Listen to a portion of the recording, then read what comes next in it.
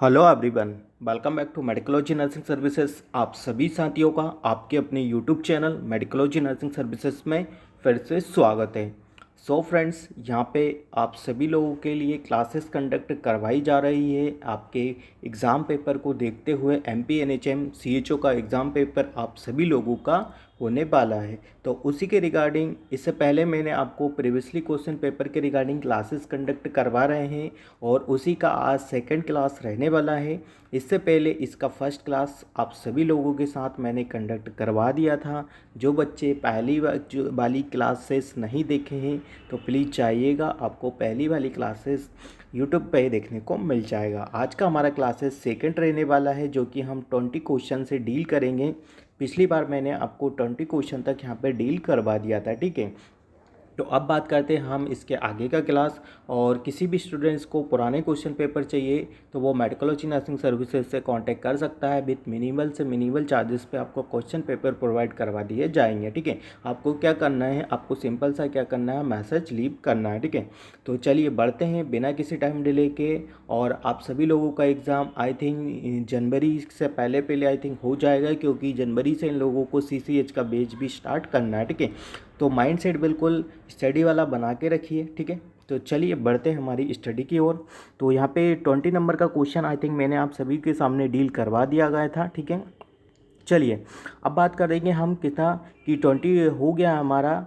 अब बात करेंगे हम किसका कि 21, ठीक है। 21 से स्टार्ट करते हैं। Mr X is a missed single dose of the contraceptive pills the best response as a community health officers to Mrs X will be, ठीक है। तो यहाँ पे ये क्वेश्चन आई थिंक मेरा पहले भी हो चुका है, बट फिर भी समझा देता हूँ। As a responsibility as a community nursing officer से आपसे रिस्पॉन्सिबिलिटी यहाँ पे कंडक्ट करवाने के लिए पूछा है कि आपका थेरेपेटिक का आंसर क्या होगा अकॉर्डिंग टू पेशेंट कंडीशन, ठीक है।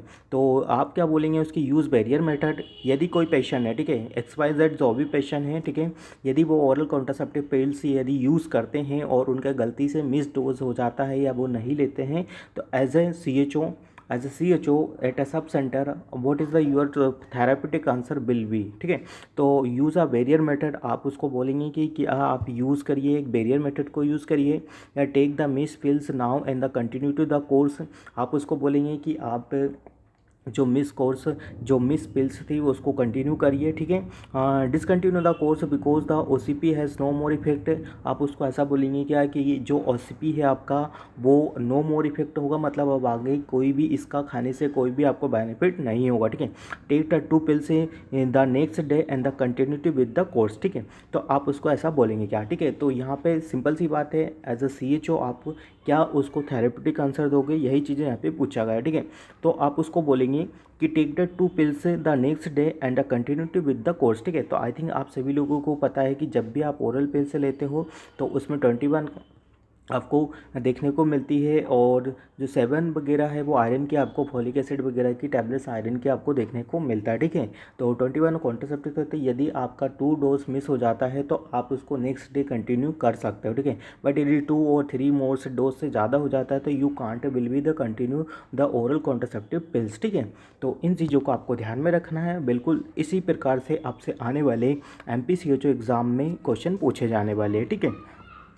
चलिए स्टूडेंट्स, बात करते हैं हम नेक्स्ट इंपॉर्टेंट थिंग का कि a women visit a family planning clinic in the inquiry about the best time for the her to conceive, the nurse said that the best chance for the pregnancy is ban, ठीक है। तो यहाँ पे भी simple सी चीज़ है कि यदि कोई विजिट करता है आपके क्लिनिक पे या आपके सब सेंटर पे आता है और वो आपसे पूछता है कि what is the best time to conceive the pregnancy, ठीक है, तो what is the your therapeutic answer will be, ठीक है। तो आप उसको बोलेंगे क्या कि the progesterone level is low, ऐसा बोलेंगे क्या। एस्ट्रोजन लेवल इज़ लो, ऐसा बोलेंगे क्या। या लुटिनाइजिंग हार्मोन इज़ हाई, या लुटिनाइजिंग हार्मोन इज़ लो, ठीक है। तो आपको बिल्कुल भी एक्यूरेट आंसर देना है, तो जो right one answer is going to the luteinizing hormone is high, ठीक है। तभी जाके क्या होगा कि आपका प्रेगनेंसी क्या होगा कि यहाँ पे कंसीव होगा, ठीक है। तो आई थिंक आपको समझ में आ गया होगा। चलिए नेक्स्ट क्वेश्चन पे बात करेंगे।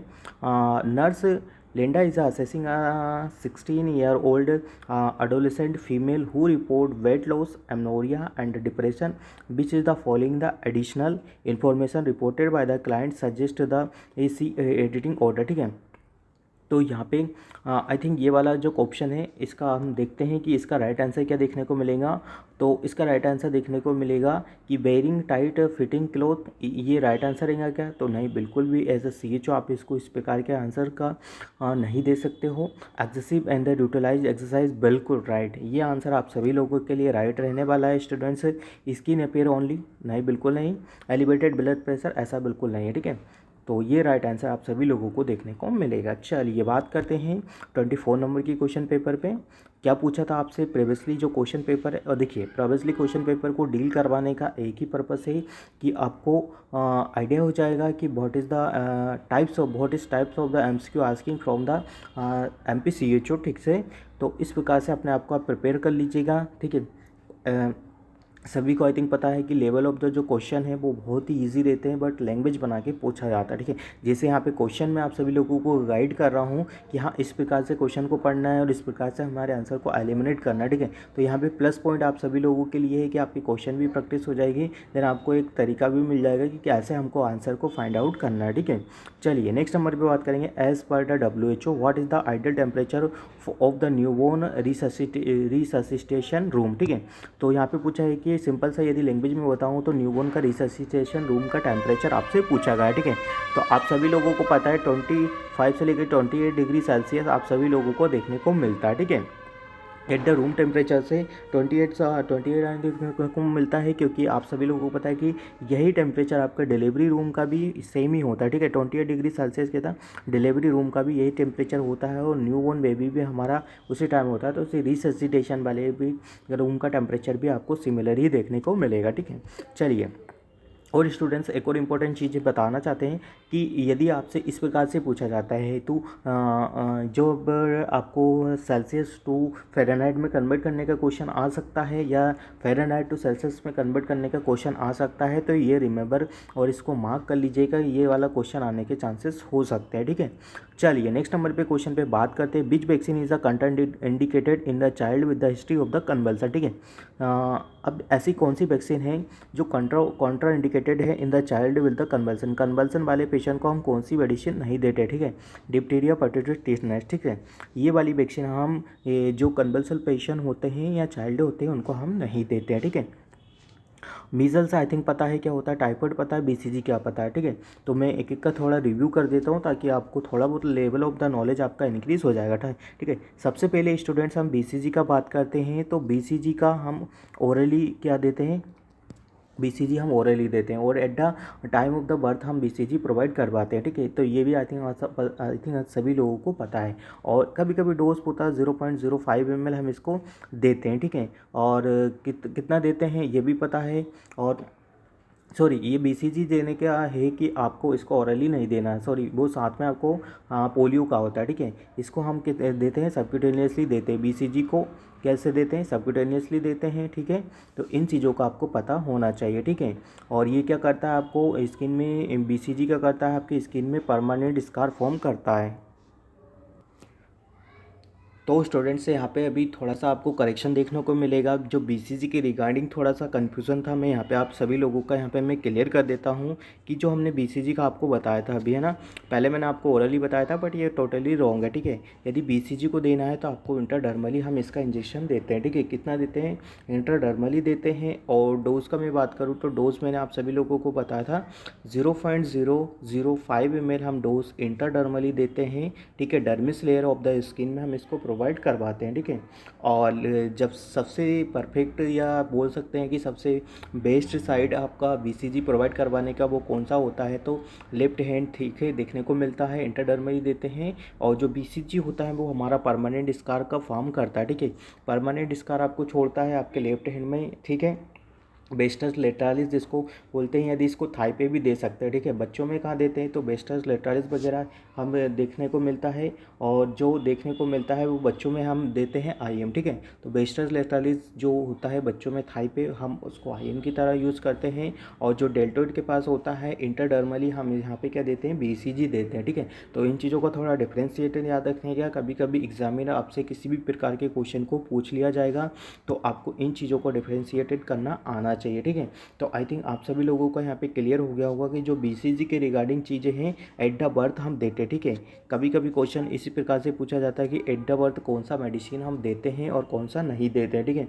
तो आई थिंक BCG का आपको पता हो गया होगा। और जो BCG का है वो हम किसके लिए देते हैं, तो BCG आप सभी लोगों को पता होगा कि ट्यूबरकुलोसिस से प्रिवेंट करने के लिए हम BCG देते हैं, ठीक है।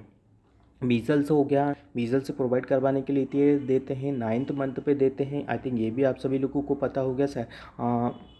कितना यूनिट देते हैं ये भी पता हो गया, और 6 मंथ के इंटरवल पे देते हैं ये भी पता हो गया। स्टार्टिंग के मंथ में कितना देते हैं आई थिंक ये भी आप सभी लोगों को बहुत अच्छे से ये चीज़ पता हो गई होगी, ठीक है।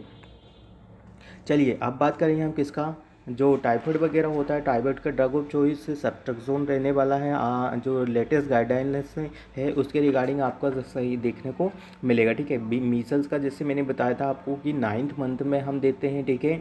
और ये डोज लगता है आपका सबक्यूटेनियसली, ठीक है। मीसल्स का डोज कितना लगता है स्टूडेंट, सबक्यूटेनियसली डोज लगता है, ठीक है। कितना लगता है, सबक्यूटेनियसली आपको देखने को मिलता है, ठीक है। मीसल्स के साथ साथ हम क्या देते हैं, विटामिन ए का भी डोज देते हैं, ठीक है। तो दोनों को याद रखना है, और दोनों को हम 9th मंथ की age of the immunisation schedule पे हम बच्चों को प्रोवाइड करवाते हैं, ठीक है। तो आई थिंक यहाँ से चीज़ें बहुत सारी क्लियर हो गई होगी, और बहुत सारे MCQ आपके यहाँ पे प्रिपेयर हो गए होंगे, ठीक है। तो ये हो गया आपका BCG हो गया है, मीजल्स हो गया, टाइफाइड हो गया। अब बात करेंगे हम DPT वगैरह होता है, जो कि डिप्थीरिया, परट्यूसिस और टीटनेस से प्रिवेंट करने के लिए हम बच्चों को प्रोवाइड करवाते हैं, ठीक है। तो आई थिंक यहाँ से चीज़ें आपकी क्लियर हो गई होंगी। चलिए 26 नंबर के क्वेश्चन पे बात करते हैं। Programme deal with the community screening of the childrens for the 4DS, ठीक है। तो यहाँ पे पूछा गया है कि भाई कौन सा प्रोग्राम है जो 4DS को रिगार्डिंग क्या करता है, बच्चों को स्क्रीनिंग के लिए करता है, ठीक है। प्रोग्राम कंडक्ट करवाता है, ठीक है। तो राष्ट्रीय किशोर स्वास्थ्य कार्यक्रम है क्या, या राष्ट्रीय बाल स्वास्थ्य कार्यक्रम है क्या, या सुरक्षित मातृत्व अभियान है क्या, या नवजात शिशु सुरक्षा कार्यक्रम है क्या, ठीक है। तो यहाँ पे राइट वन आंसर रहने वाला है कि 4D को प्रिवेंट करता है, तो क्या है, राष्ट्रीय बाल सुरक्षा कार्यक्रम है, ठीक है। क्या है, राष्ट्रीय बाल सुरक्षा कार्यक्रम है, जो कि 4D डिसीज के कंडीशन को क्या करता है, प्रिवेंट करता है, ठीक है। नेक्स्ट नंबर का क्वेश्चन क्या पूछा था आपसे, home based newborn care include are childrens up to the age of day and year, ठीक है। Home based newborn care include childrens up to age, ठीक है। यहाँ पे पूछा है कि होम बेस्ड केयर कितना होता है न्यूबॉर्न केयर का, ठीक है। तो फोर कितना है अच्छे से बताना है, ठीक है। 42 दिन का रहता है, ठीक है। तो आई थिंक ये चीज़ें आपके सभी लोगों की क्लियर हो गई होगी, ठीक है। चलिए नेक्स्ट नंबर का क्वेश्चन पे बात करते हैं। This system digitize and the entire vaccine stock management there the logistic and the temperature tracking at the level of the vaccine storage, ठीक है। तो यहाँ पे क्या देखने को मिलेगा, इलेक्ट्रॉनिक वैक्सीन से इंटेलिजेंस नेटवर्क, ठीक है। ये राइट आंसर क्या देखने को मिलेगा, इसी प्रकार के आपसे आने वाले MCQ पूछे जाने वाले, ठीक है। चलिए 29 नंबर के क्वेश्चन का बात कर लेते हैं। The type of the pelvis that has a long oval brim in which anterior posterior diameter is a longer than the transverse diameter is called as, ठीक है। तो इसका क्या है कि जो वह पेल्विक के बारे में आपसे पूछा गया है कि जिसका एंटीरियर डायमीटर लॉन्गर होता है देन द ट्रांसफर डायमीटर, ठीक है। तो इस टाइप के पेल्विक को हम एंथ्रोपॉइड पेल्विक बोलते हैं, ठीक है। इस टाइप के पेल्विक को क्या बोलते हैं, एंथ्रोपॉइड पेल्विक हम जिसको बोलते हैं, जिसमें क्या होता है कि जो उसका एंटीरियर पोस्टीरियर डायमीटर होता है वो लॉन्गर होता है ट्रांसफर से, ठीक है। तो नॉर्मली जो हमारा ओवल शेप का देखने को मिलता है, बट इसका anterior diameter posterior diameter longer होता है इसके एंटी ट्रांसफर डायमीटर से, ठीक है। तो आई थिंक ये चीज़ें आपकी समझ में आ गई होगी। और जो मोस्ट कॉमन पेल्विक होता है वो गायनेकोइड पेल्विक दिखता है, जो कि आपको क्या देखने को मिलता है कि बेस्ट प्रेफरेंस होती है कि नॉर्मल वेजाइनल डिलीवरी करवाने के लिए ये बेस्ट प्रेफरेंस होती है। और most common type of the पेल्विक्स भी मोस्ट कॉमन वुमेन में हमको पाया जाता है, ठीक है। एंड्रॉइड पेल्विक है कि जो मेल लाइक पेल्विक होता है, और एंड्रॉइड का होता है हार्ट शेप का होता है। कभी कभी क्वेश्चन इनके शेप के रिगार्डिंग आते हैं, तो बिल्कुल भी डिफ्रेंशिएट कर लीजिएगा, है ना। क्वेश्चन इसी प्रकार के आएंगे, ज़्यादा टफ नहीं आते, ठीक है। मोस्ट कॉमन पेल्विक गायनेकोइड पेल्विक करके आता है, हार्ट से पेल्विक देखने को मिलता है, एंथ्रोपॉइड पेल्विक होता है, प्लेटिपेलेट पेल्विक होता है, ठीक है। जो मोस्ट कॉमन पेल्विक होता है जिसमें प्रोजेक्शन वगैरह एंड्यू प्रोजेक्शन रहता है 90 डिग्री से अबव देखने को मिलता है, ठीक है। जो आपकी इच्छियल ट्यूबरसिटी वगैरह जो होती है, जो इसमें नॉन प्रोमिनेंट वगैरह देखने को मिलती है, ठीक है, उभरी हुई नहीं रहती, जिसकी वजह से आपको किसी भी प्रकार का कोई बैरियर नहीं होता है आपको डिलीवरी कर पाने में, ठीक है। एच एल जो स्वाइन होते हैं वो नॉन प्रोमिनेंट देखने को मिलती है, ठीक है। तो इन चीज़ों को आपको ध्यान में रखना है, ठीक है। चलिए 30 नंबर के क्वेश्चन पे बात कर लेते हैं। After the delivery the umbilical cord is a clamped and cut on the examine the number of the vessels that should be present at the umbilical cord is, ठीक है। तो यहाँ पे पूछा गया है कि अम्बिलिकल कोड में क्या क्या प्रेजेंट रहता है, ठीक है, जब आप इसको कट करते हैं, ठीक है। 2 आर्टरी 1 बेन रहता है क्या, या 1 आर्टरी 2 बेन रहता है क्या, 2 आर्टरी तो 2 बेन रहता है क्या, 1 आर्टरी या 1 बेन रहता है, ठीक। तो आई थिंक सभी लोगों को पता है कि जो इसमें जो 2 आर्टरी 1 बेन रहता है, ठीक है। एक जो बेन होती है वो जो बेन होती है वो क्या होती है, डिसअपेयर हो जाती है, ठीक है। कब हो जाती है, डिसअपेयर हो जाती है, ठीक है।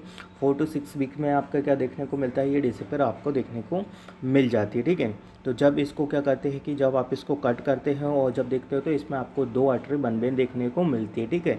तो लेफ्ट राइट आर्टरी आपका क्या हो जाती है, इसमें डिसअपेयर हो जाती है। तो इन चीज़ों को आपको ध्यान में रखना है, ठीक है।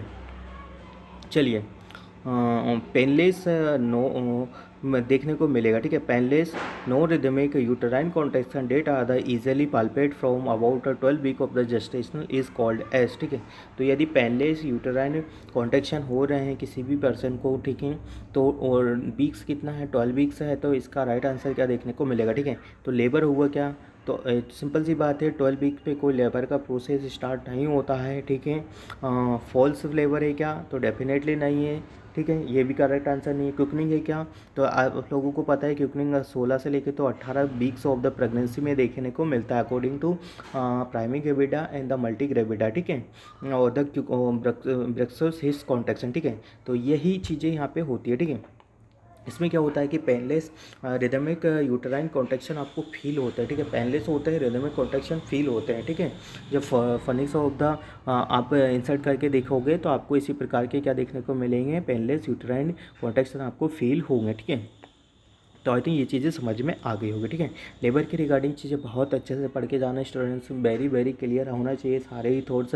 स्टेजेस ऑफ लेबर होती है, लेटेन क्या होती है, पेड, ठीक है, ये सारी चीज़ें अच्छे से पढ़ के जाइएगा, ठीक है। पार्टोग्राफ वगैरह क्या है ये भी अच्छे से पढ़ के जाइएगा, और कितना डायलिटेशन होता है, ठीक है।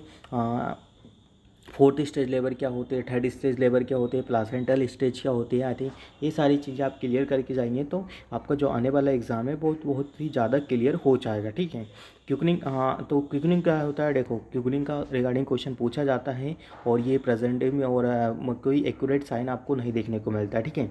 एक्यूरेट साइन नहीं है, ये प्रेजेंटिव और अजम्पटिव साइन देखने को मिलता है, ठीक है। कन्फर्मेटरी साइन आपका आई थिंक पता है कि जो आपका फेटल हार्ट रेट वगैरह है और आप उसको देखते हैं तभी आप इसको बोल सकते हैं कि कंफर्म साइन हो सकता है, ठीक है। ये सारे असेम्प्टिव साइन है, ठीक है, probable sign of the pregnancy में देखने को मिलते हैं, ठीक है। क्विकनिंग का बात कर लेता हूँ कि क्विकनिंग है कि जब बच्चा बेबी का फर्स्ट टाइम किक करता है और मदर फील करती है उसको हम क्या बोलते हैं, क्विकनिंग बोलते हैं, ठीक है।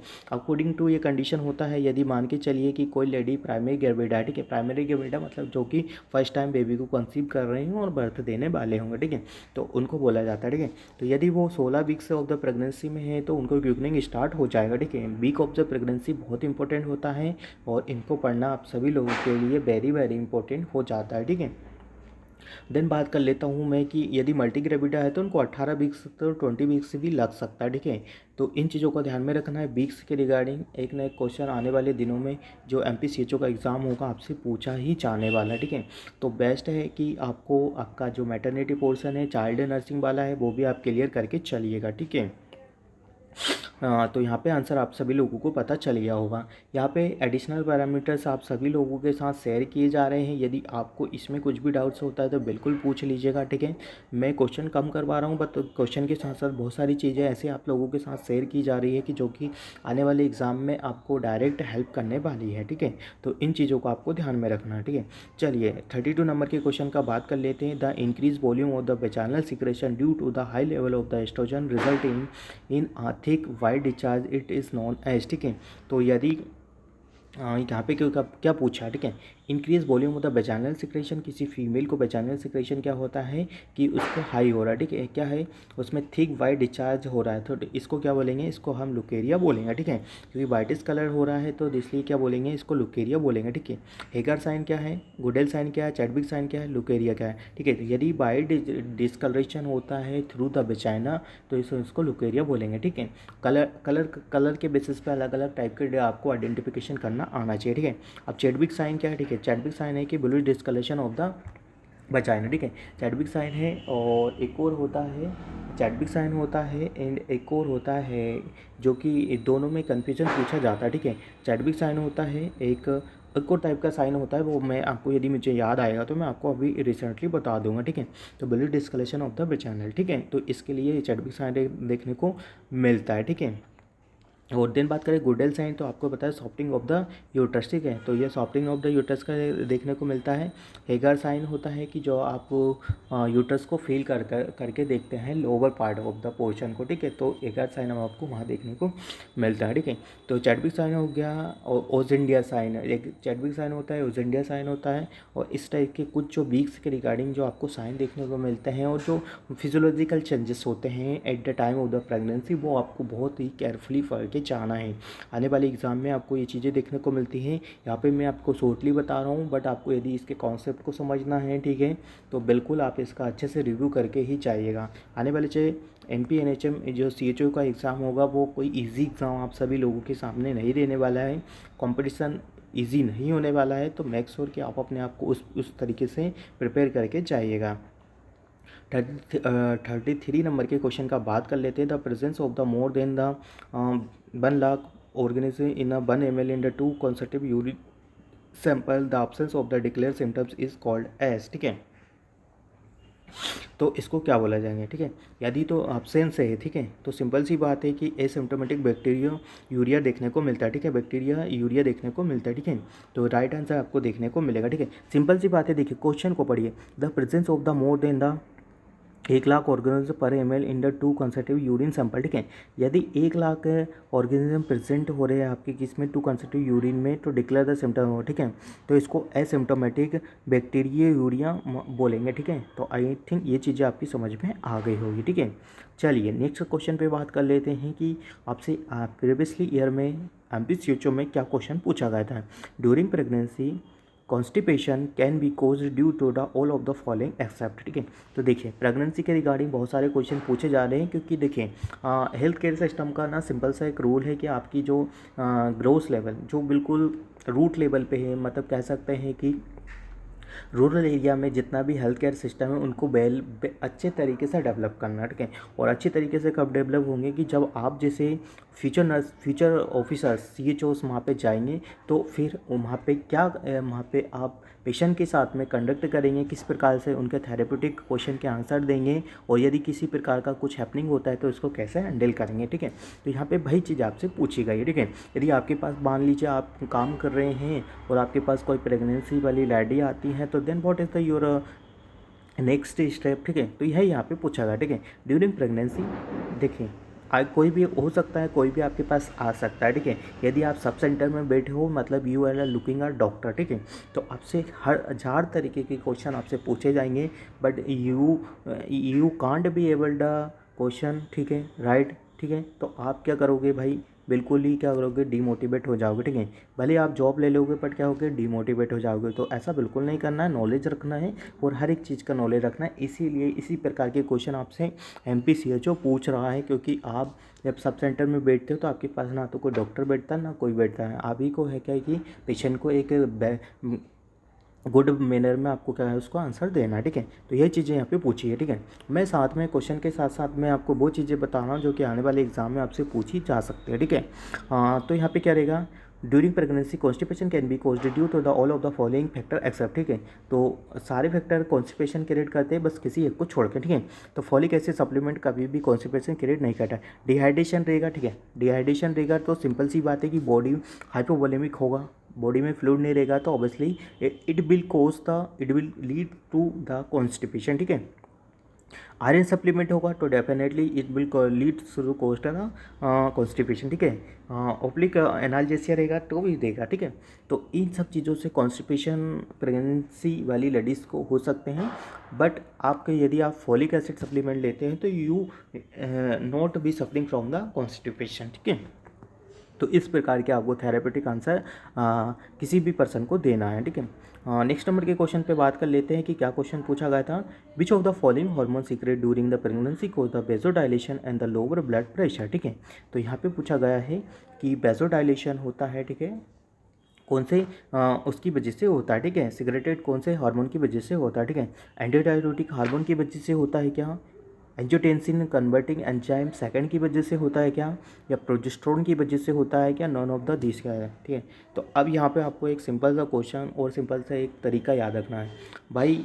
हीरो ऑफ द प्रेगनेंसी किसे बोला जाता है, तो मान लीजिए हीरो ऑफ द प्रेगनेंसी आपके प्रोजेस्टेरोन को ही बोला जाता है, ठीक है। यही सारे फिजिकल चेंजेस जो बॉडी के मैकेनिकल चेंजेस है, ये सारा ही यही चेंजेस करवाते हैं, ठीक है। अब ये चेंजेस क्यों होगा, ठीक है। मान के चलिए कि जब प्रेगनेंसी होता है स्टूडेंट्स तो vasodilation and the lower blood pressure होता है, ठीक है। बट आपने कभी कभी देखा होगा एक्लेम्सिया प्री एक्लेम्सिया में बीपी बढ़ जाता है, ठीक है। ये भी एक सर्टेन अनटाइप सी की हैपनिंग होता है प्रेगनेंसी में, ठीक है। कुदरत का करिश्मा है, बहुत सारी चीज़ें डिपेंड्स करती है, ठीक है। ठीक है, यहाँ पे ब्लड प्रेशर कम होता है बट प्री एक्लेम्सिया की कंडीशन में बीपी हाई हो जाता है, ठीक है। ये भी एक फैक्ट है, ठीक है। इन चीज़ों को आप नकार नहीं सकते, ठीक है। तो यहाँ पे ब्लड प्रेशर कम होता है प्रोजेस्टेरोन एस्ट्रोजन की वजह से, ठीक है। एंटीडायरेटिक हार्मोन और एंजियोटेंसिन और इनकी वजह से होता है, नॉर्मली वर्सन में ऑब्वियसली होता है। बट हमारी बात कहाँ हो रही है, क्वेश्चन का की पॉइंट क्या है, क्वेश्चन का की पॉइंट है स्टूडेंट्स प्रेगनेंसी। और प्रेगनेंसी में कभी भी एंजियोटेंसिन कन्वर्टिंग और इसकी उससे प्रेगनेंसी में कभी भी आपका वेसोडाइलेशन और बीपी कम नहीं होता, ठीक है। तो इन चीज़ों को आपको ध्यान में रखना है, ठीक है। बात कहाँ हो रही है, यदि आपसे नॉर्मल एक अडल्ट पर्सन का पूछा जाता है तो you will be the right answer both of the, ठीक है, 1 और 2, ठीक है। तो इस प्रकार से क्वेश्चन को समझिए, क्वेश्चन का व्हाट इज़ द आंसर, और जो एमसीक्यू पूछने वाला पर्सन है वो आपसे क्या पूछना चाह रहा है, आपसे जो पूछे बस उसी का आंसर देना, ठीक है। अननेसेसरी चीज़ों को आंसर नहीं देना। यदि आपसे प्रेगनेंसी में बीपी कम होने के लिए पूछा है तो वही देना, ठीक है। भले ही आपको बहुत सारी चीज़ें पता है बट आपको एक्स्ट्रा माइंड को यूज़ नहीं करते हुए आपको जो एमसीक्यू पूछना चाह रहा है वो आंसर आपको देना है, ठीक है। तो definitely you will B select, ठीक है। आपको कोई नहीं रोक सकता, ठीक है। साथ साथ में आपको क्या है कि स्टडी करते करते स्मार्ट स्टडी भी फॉलो करना है, ठीक है। कि ये भी समझना है कि भाई हमें आंसरिंग कैसे करना है, क्वेश्चन को एलिमिनेट कैसे करना है। ये सारी ऑल चीज़ें आपको हमारे मेडिकोलॉजी नर्सिंग सर्विसेज पे बता दी जाती हैं जब मैं आपको एमसीक्यू सॉल्व करवाता हूँ। मैं चाहता हूँ कि जो गलती हमेशा मोस्टली ऑफ द स्टूडेंट्स करते हैं वो आप लोग ना करें, ठीक है। भले ही क्वेश्चन कम होंगे मेरे सेशन में, आप सभी लोगों को पता है, बट इसके रिगार्डिंग बहुत सारी ऐसी चीज़ें मैं आप लोगों को साथ शेयर कर देता हूँ जो कि आपके एग्ज़ाम में बेनिफिट होती है, ठीक है। पिछली बार भी एमपी एनएचएम एग्ज़ाम में मोस्टली ऑफ द स्टूडेंट्स को बहुत सारे क्वेश्चन पेपर देखने को मिले थे, उनको ट्रिक्स काम आए थे, बहुत सारी चीज़ें उनके साथ हुई थी, तो उनका एग्ज़ाम बहुत ही अच्छा यहाँ पे देखने को गया था, ठीक है। चलिए, यहाँ पे हो गया हमारा एक क्वेश्चन का सेशन, ठीक है। चलिए अब बात करेंगे हम 29 नंबर के क्वेश्चन पे, ठीक है। बहुत सारे स्टूडेंट्स को ऐसा भी लग रहा होगा कि मैं बहुत स्लो पढ़ा रहा हूँ, बट ऐसा कुछ नहीं है। मैं आपको चाहता हूँ कि जो मैं पढ़ाता हूँ वो आपको याद रहना चाहिए, ठीक है। 36 नंबर के क्वेश्चन पे बात कर लेते हैं, ठीक है। 29 weeks of the pregnant women has a diastolic blood pressure, ठीक है, ठीक है। अगेन सेम क्वेश्चन, ठीक है, पढ़िएगा अच्छे से समझिएगा, ठीक है। एक 29 फीमेल है, प्रेग्नेंट है, डायस्टोलिक ब्लड प्रेशर कितना आ रहा है 100 to 90, ठीक है। और and the systolic blood pressure 150 to 159, ठीक है। विच of the following category of the hypertension in the pregnancy does the women belongs, ठीक है। तो ये क्वेश्चन बहुत ईजी है और इसको समझना भी बहुत अच्छा है, ठीक है। यदि मान के चलिए किसी पर्सन का जो ब्लड प्रेशर है 150 से लेके तो 100 तक आ रहा है, ठीक है, इसको हम सिस्टोलिक बोलते हैं, यू नो वेरी वेल, इसको हम डायस्टोलिक बोलते हैं, ठीक है। बहुत सारे बच्चे होंगे, नए बच्चे होंगे जिनको नहीं पता होता है, ठीक है। तो मान के चलिए कि यदि प्रेगनेंसी में इस प्रकार का ब्लड प्रेशर आ रहा है तो ये कौन सी कैटेगरी में आता है, ठीक है। माइल्ड रहेगा क्या, मॉडरेट रहेगा क्या, सीवियर रहेगा क्या, क्रोनिक रहेगा क्या। तो डेफिनेटली चीज़ें देखिए, मान के चलिए कि प्रेगनेंसी में बीपी एलिवेट होता है, ठीक है, एलिवेट होता है, ठीक है।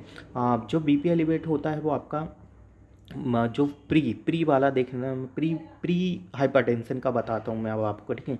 प्री हाइपरटेंशन आपको कब देखने को मिलता है, जब आपका बीपी कितने से होता है स्टूडेंट्स 130 के अराउंड इससे अबोव जाता है 140 तक, ठीक है। तो प्री देखने को मिलता है, ठीक है।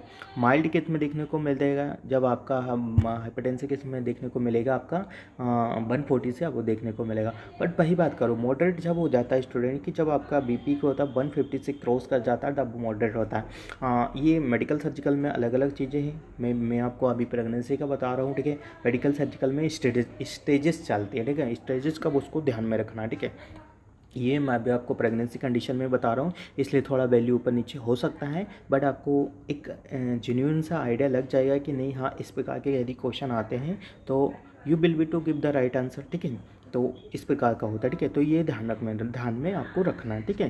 तो इस प्रकार का जो आता है, और देन सीवियर जो क्रॉनिक होगा जो इससे अबोव में जाएगा देखने को मिलती है, और वो स्टेजेस होती है 3 to 4 स्टेजेस आपको देखने को मिलती है।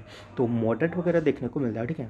और इसी में आता है कि एक्लेम्सिया और प्री एक्लेम्सिया में होता है। एक्लेम्सिया होता है, प्री एक्लेम्सिया होता है, दोनों में सेम सिमिलर चीज़ें होती है। बीपी एलिवेटेड होता है, बीपी एलिवेटेड होता है, और किसी में क्या क्या देखने को मिलता है, सीजर्स वगैरह आने लग जाते हैं। देखिए मैं बताता हूँ कहाँ गया क्वेश्चन, ओ सेट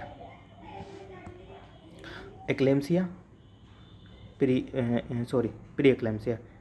सिंपल सा बात है, इसमें बीपी एलिवेटेड होगा, ठीक है।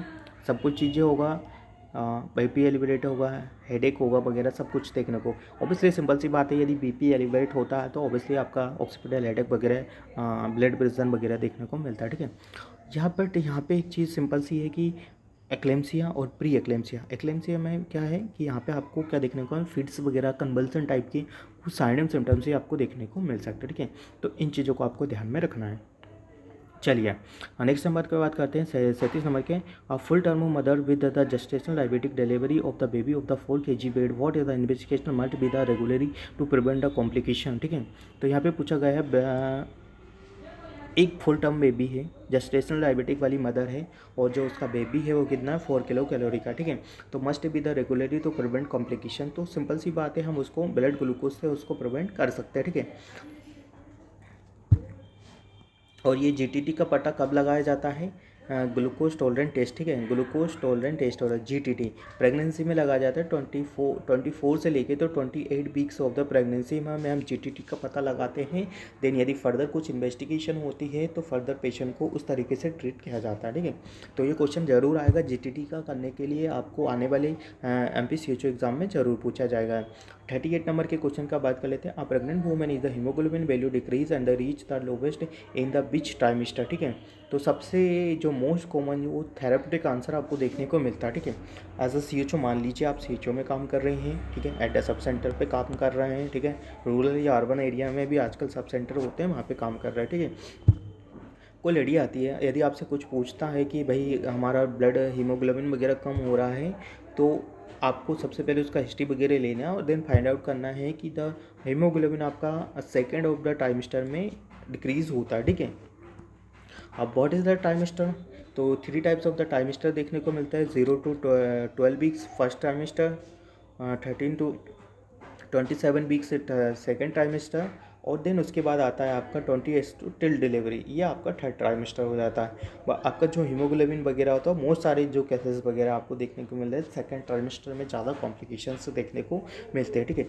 फर्स्ट ट्राइमेस्टर में बहुत सारी चीज़ें होती है, ऑर्गन डेवलपमेंट होता है, बेबी का पूरा अच्छी तरीके से ख्याल रखा जाता है, ये सारी चीज़ें होती है, ठीक है। तो ट्राइमेस्टर के रिगार्डिंग चीज़ें पूछी जाती है तो आपको बता देना, ठीक है।